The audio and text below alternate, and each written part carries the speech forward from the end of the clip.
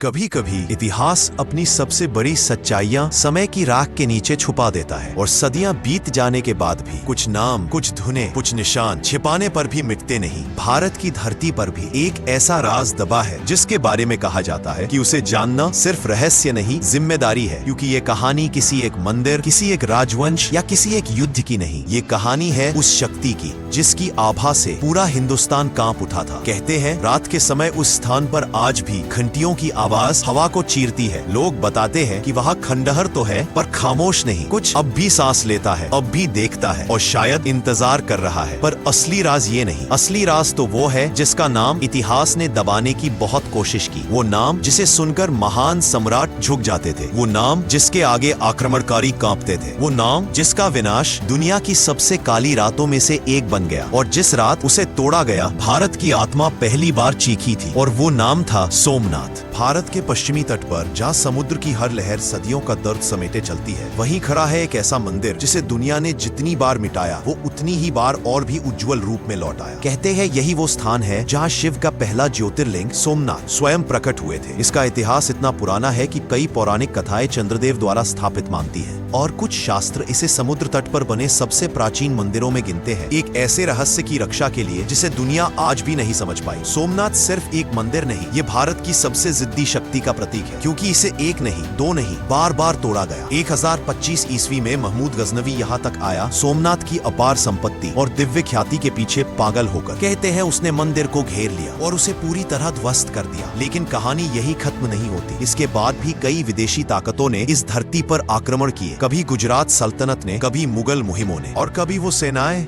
जिन्हें लगता था कि अगर सोमनाथ को मिटा दिया जाए तो भारत की आत्मा भी कमजोर हो जाएगी। लेकिन सबसे बड़ा सवाल ये है, अगर सोमनाथ बस एक मंदिर था तो आखिर वो कौन सी कुंजी थी जिसे पाने के लिए इतिहास के सबसे निर्दयी आक्रमणकारी भी समुद्र तक चले आए। हर बार जब सोमनाथ गिरा, उसकी राख से फिर एक नया सोमनाथ उठ खड़ा हुआ। कभी महाराजा कुमारपाल ने इसे पुनर्निर्मित किया, कभी मराठाओं ने इसे फिर से सजाया और फिर 1951 में सरदार पटेल ने आधुनिक भारत के सोमनाथ की नींव रखी। आज सोमनाथ चमकता है, वह उसी स्थान पर है जहाँ कभी सोने चांदी और रत्नों से सजा गर्भगृह दमकता था। 3000 वर्षों की यात्रा, अनगिनत आक्रमण, अनगिनत पुनर्निर्माण, लेकिन इसका असली रहस्य अब भी समुद्र की गहराइयों में दफन है। कहते हैं जब जब सोमनाथ को तोड़ा गया, उसी रात समुद्र असाधारण रूप से उथल पुथल में था, जैसे उसे भी पता था कि इतिहास की दिशा एक बार फिर बदलने वाली है। आज का सोमनाथ सिर्फ एक मंदिर नहीं, ये इस बात का प्रमाण है कि सत्य और विश्वास दुनिया की हर शक्ति से बड़ा होता है। अगर सोमनाथ की ये अद्भुत और दर्द भरी कहानी आपको सोचने पर मजबूर करती है तो इस वीडियो को लाइक जरूर करें। ऐसे ही छुपे हुए सच और भूले हुए इतिहास की परतों को खोलने के लिए चैनल को सब्सक्राइब करें और हाँ, बेल आइकन जरूर दबाएं, क्योंकि आगे आने वाली कहानियां और भी गहरी होंगी और शायद इतनी रहस्यमयी कि आप उन्हें मिस नहीं करना चाहेंगे। मिलते हैं अगली अध्याय में।